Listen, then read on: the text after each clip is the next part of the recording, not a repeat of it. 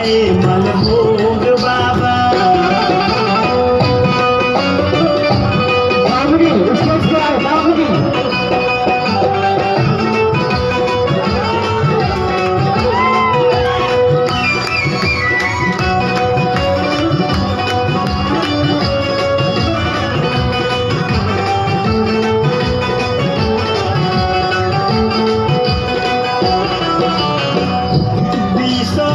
से नीचा जे अवतारा दुआरी, ओए होए 20 बरिस से नीचा,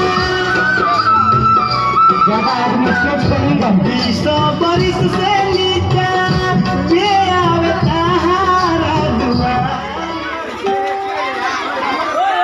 कहलो कि तो बेटी को इनको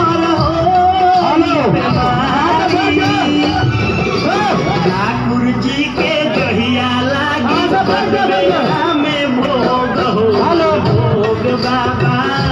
आए मलभोग बाबा। नया नया बिटियन पर साधतार जो गए मलभोग बाबा। आए मलभोग बाबा।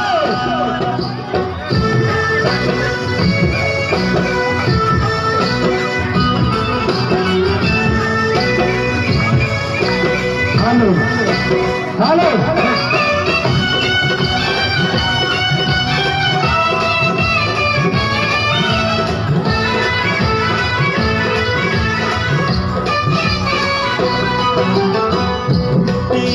से नीचा जे भी रोगी आवेला लोगे सहारा,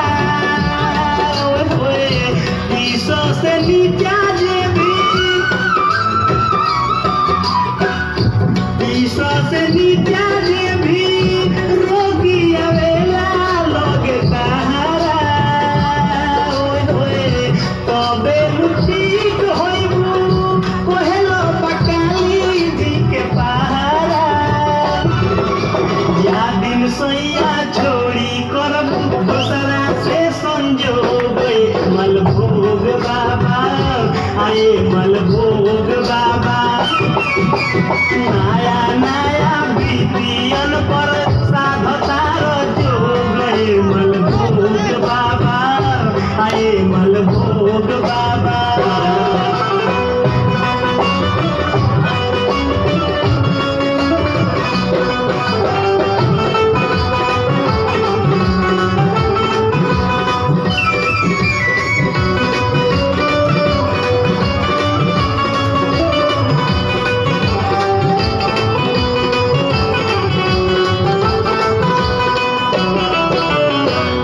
झूठो का लीला पर चंदन के लवले पारती का, झूठो का लीला पर, झूठो का लीला चंदन के लवले पारती का। छपारा में फिल्म जाके देखे लोईना कहाला पर झूठो खानी बावतार घो गए मलभोग बाबा। आए मलभोग बाबा। नया नया बिटियन पर साधतार जो गए मलभोग बाबा। आए मलभोग बाबा।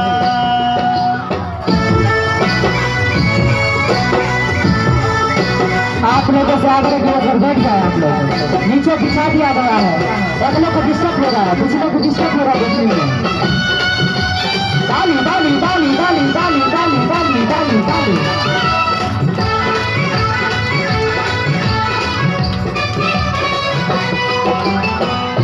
साधु बाबा ना हो तू हो पारा का सवालू। साधु बाबा ना हो, साधु बाबा ना हो तू हो पारा का सवालू।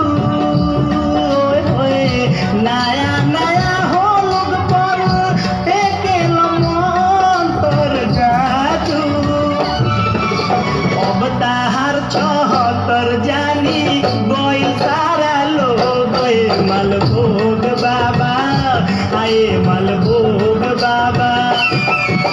नया नया विधियन पर साधतार जो गए मलभोग बाबा, आए मलभोग बाबा।